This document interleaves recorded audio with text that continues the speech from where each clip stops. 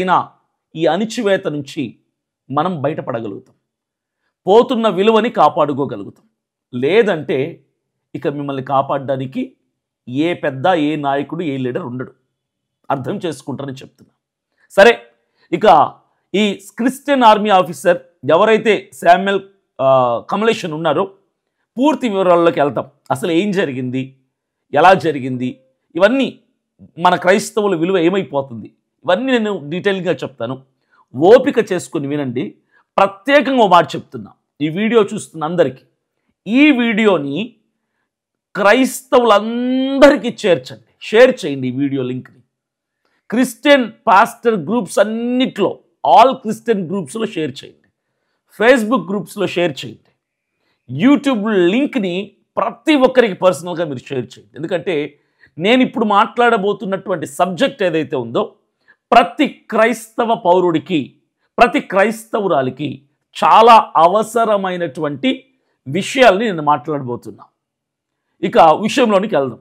ఈరోజు మన ముందు కనిపిస్తుంది ఒక వ్యక్తిగత కేసు కాదు, ఒక క్రిస్టియన్ ఆర్మీ ఆఫీసర్ కథ కూడా కాదు.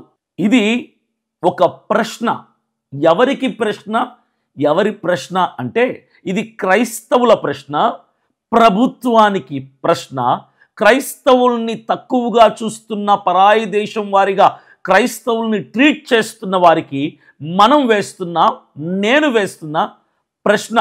రాజ్యాంగం హక్కులు క్రైస్తవులకి వర్తిస్తాయా లేదా? శామ్యుయల్ కమలేషన్ అన్నటువంటి క్రిస్టియన్ ఆర్మీ ఆఫీసర్కి జరిగినది ఈ దేశంలోని కోట్ల మంది క్రైస్తవుల హృదయాన్ని గుచ్చినటువంటి ఒక వేదన. ఆ సంఘటన మత స్వేచ్ఛ కాగితానికే అంకితమైపోయిందా, వాస్తవంలో కూడా ఉన్నదా? మీరు ఆలోచించండి. భారత రాజ్యాంగం ఆర్టికల్ 25 ఏం చెబుతుంది మనకు?